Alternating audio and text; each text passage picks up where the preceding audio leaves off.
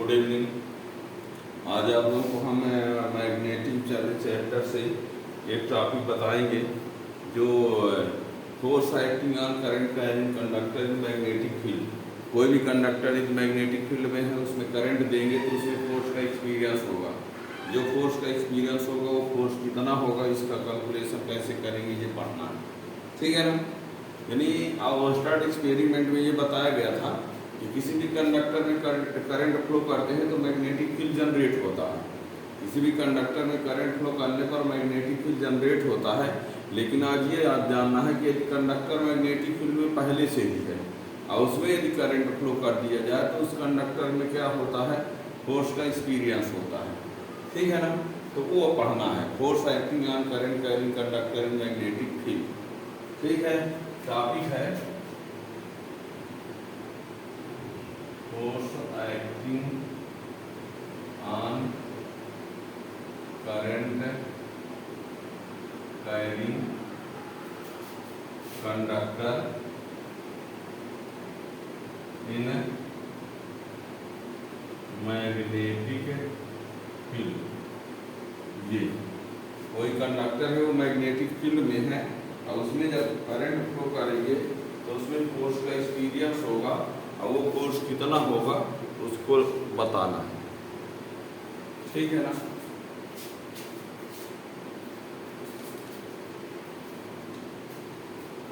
Force acting on current carrying conductor in magnetic field. Magnetic field है, field. Force acting on current carrying conductor in magnetic field, magnetic field, ठीक है ना। तो हमने ये कहा कि ओस्टर्ट ने ये बताया था कि कंडक्टर में करंट फ्लो करने पर मैग्नेटिक फील्ड जनरेट होता है। पर यदि कोई कंडक्टर पहले से ही मैग्नेटिक फील्ड में है और उसमें जब करंट फ्लो करेंगे तो उसमें फोर्स का एक्सपीरियंस होगा, ठीक है ना। जैसे मान लीजिए ये हम कह रहे हैं ये एक मैग्नेटिक फील्ड है, ये क्या है, मैग्नेटिक फील्ड है। इस मैग्नेटिक फील्ड में एक कंडक्टर है एक्स वाई और इस कंडक्टर में करंट है आई फ्लो की जा रही है मैग्नेटिक फील्ड ये, ठीक है ना। एक कंडक्टर है एक्स वाई और वो कहाँ है, मैग्नेटिक फील्ड में है। और मैग्नेटिक फील्ड में मान लीजिए कितने एंगल पर है, थीटा इधर बना दो चाहे इधर बना दो कहीं भी, ठीक है ना। एक्स वाई क्या है, एक कंडक्टर है और इस कंडक्टर में जब करंट फ्लो करेंगे तो उसमें एक फोर्स का एक्सपीरियंस होगा यदि मैग्नेटिक फील्ड में है तो। यदि मैग्नेटिक फील्ड में मान लो नहीं है तो करंट फ्लो करने पर मैग्नेटिक फील्ड जनरेट होता है। और उसको कैसे लाएंगे बायस वाटला में बताया जा चुका है, पीछे लेक्चर में आप देख सकते हैं, पीछे वीडियो में, ठीक है ना।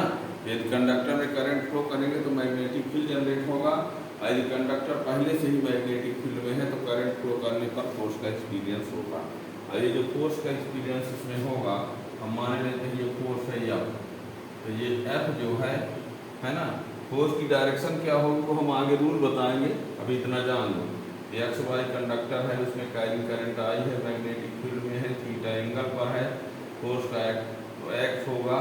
फोर्स जो होता है करंट का डायरेक्टली प्रोपोर्शनल होता है, फोर्स जो है लेंथ का डायरेक्टली प्रोपोर्शनल होता है, फोर्स जो है मैग्नेटिक फील्ड का डायरेक्टली प्रोपोर्शनल होता है, फोर्स जो है साइन एंगल का साइन का डायरेक्टली प्रोपोर्शनल होता है, और एंगल जो है कंडक्टर और करंट के बीच का है, कंडक्टर और मैग्नेटिक फील्ड, सॉरी कंडक्टर और मैग्नेटिक फील्ड के बीच का एंगल है वो साइन थीटा, ठीक है।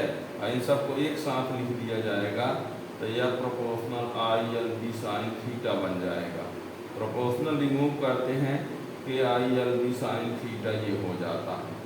के की वैल्यू जो है अलग अलग सिस्टम में अलग, लेकिन क्या किया गया कि सी जी और एस आई में बी की वैल्यू ऐसे सेलेक्ट करते हैं कि के की वैल्यू 1 होती है, यानी के इज ऑलवेज 1, यानी B is fusion that in S I C G S के ऑलवेज 1। बी की वैल्यू से ऐसे सेलेक्ट करते हैं कि के की वैल्यू 1 रहे, यानी सीधे सीधे जान लो के की वैल्यू 1 यहाँ रहेगा, तो क्या हो जाएगा F equal to I L B sine theta, ठीक है ना। तो यहाँ पर क्या कहा हमने, एक्स वाई एक कंडक्टर है, X Y conductor placed in magnetic field B and carrying current I, then force acting on it is depend on following 4 factor: force directly or current, force directly length, magnetic field and sine theta. ठीक है ना, तो यहाँ से लिखते हैं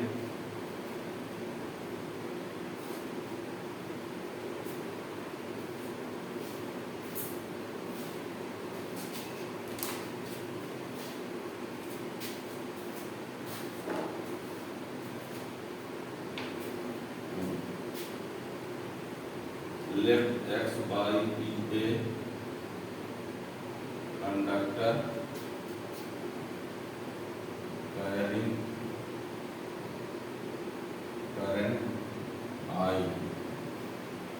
placed in a magnetic field B, then force acting on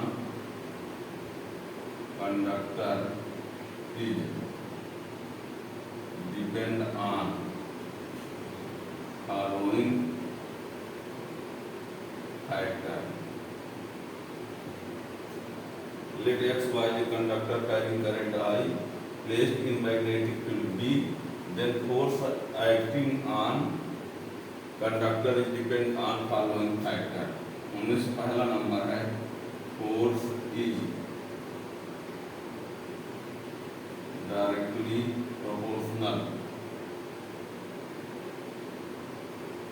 to electrical current.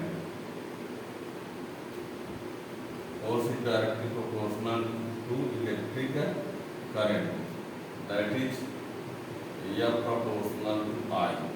Second है force is directly proportional to the length of conductor, that is या प्रोपोर्शनल एल। और तीसरा है force is directly proportional to magnetic field that is या proportional B। अब fourth है force is directly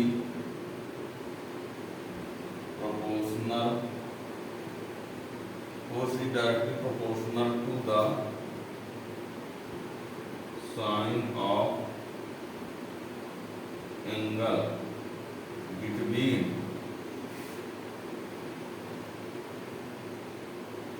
conductor and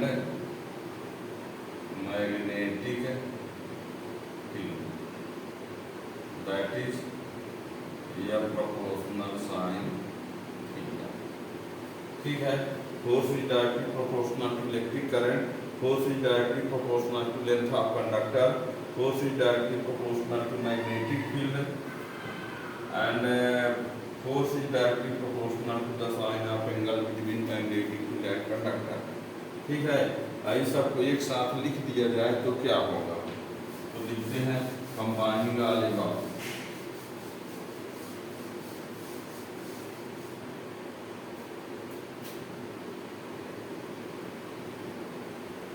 Combining all above या proportional I L B sin theta, F equal to K I L B sin theta, where K is a constant, its value depend on the system of unit in CGS and MKS. In CGS and SI, the value of D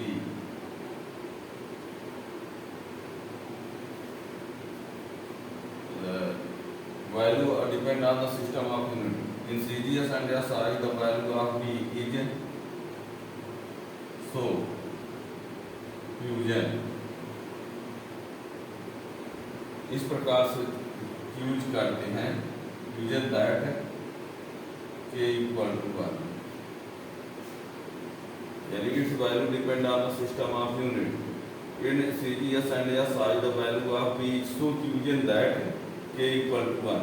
B की value इस प्रकार से select किया जाता है कि K की value 1 लिया जाता है ना। B की वैल्यू ऐसे लेते हैं कि K की वैल्यू 1 हो। Therefore F इक्वल टू यही लिख दिया जाता है ILB sin थीटा, ये होगा। ठीक है ना। वेक्टर फॉर्म में लिखेंगे इसी को, तो क्या लिखा जाएगा in vector form. F equal to I scalar है तो बाहर और L क्रॉस B। यहाँ आप लोग कहोगे लेंथ स्केलर है, लेंथ जरूर स्केलर है, पर करंट की डायरेक्शन के अकॉर्डिंग कंडक्टर का लेंथ लिया है इस एंगल, इसकी वजह से ये हो गया है कि वेक्टर में ले लिया गया है। ठीक है ना। लेंथ जो है कंडक्टर कैसे रखा गया है उस पर डिपेंड करेगा ये। ठीक है ना। ये होता है AB sin थीटा इक्वल हुआ करता है A क्रॉस B। तो यहाँ पर LB sin थीटा है तो लिख दिया गया L क्रॉस B। ठीक है ना, याद रखना ये होता ही है।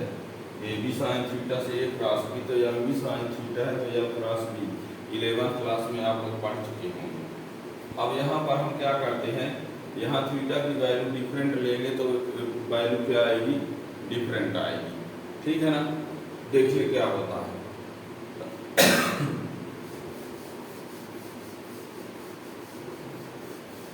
यहाँ पर आप लोग को बता दें दो बातें, करंट की डायरेक्शन चेंज कर देंगे तो भी फोर्स बने रहेगा। थीटा को यहाँ न लेके यहाँ ले लेंगे। देखिए यहाँ थीटा हमने लिया है, ये थीटा लिया है तो ये कितना हो जाएगा 180 माइनस थीटा होगा। ये वाली ये थीटा है तो 180 माइनस थीटा होगा, और साइन 180 माइनस थीटा से क्या बनता है, साइन थीटा बनता है। देखिएगा चाहे ये कोण ले चाहे ये कोण ले, इसको थीटा तो 180 माइनस थीटा, तो साइन 180 माइनस थीटा से साइन थीटा होगा, मतलब कोई अंतर नहीं पड़ेगा। ठीक है ना। तो चाहे आप एंगल जहाँ भी बना दें, दोनों केस में क्या होगा, वो सही होगा। ठीक है ना।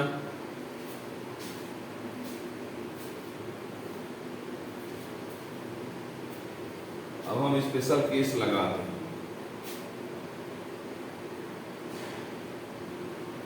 Special case if theta equal to 0, that is conductor is parallel to magnetic field। Magnetic field,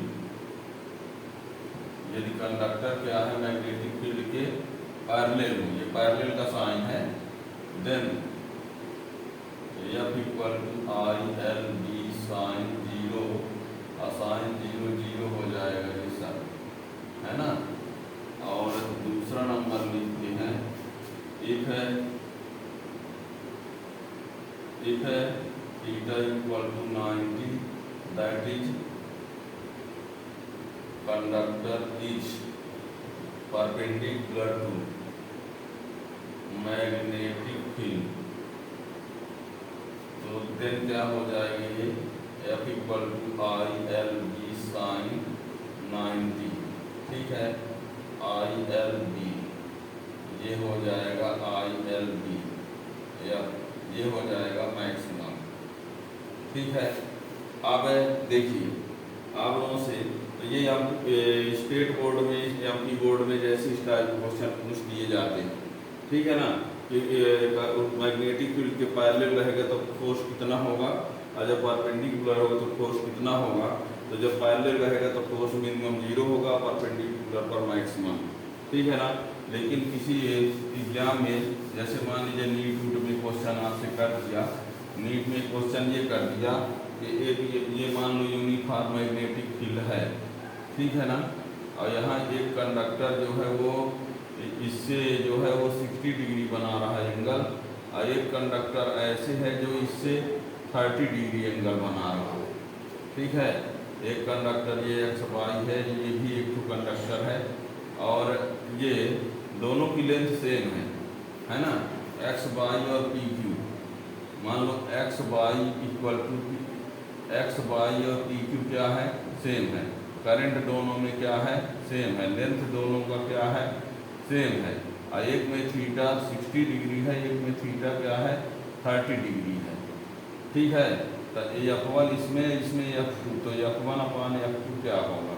मान लो ये क्वेश्चन कर दिया है, कह दिया कि एक्स वाई और पी क्यू दो कंडक्टर हैं, और एक 30 डिग्री पर है और एक कितने पर है, 60 डिग्री पर है, और दोनों यूनिफॉर्म मैग्नेटिक फील्ड में। बी दोनों का क्या है, बी दोनों के लिए क्या है, सेम है, एक ही मैग्नेटिक फील्ड। बात को समझो, मैग्नेटिक फील्ड वही है, एक्स वाई पी क्यू दोनों की लेंथ भी वही है, करंट दोनों में वही है ना,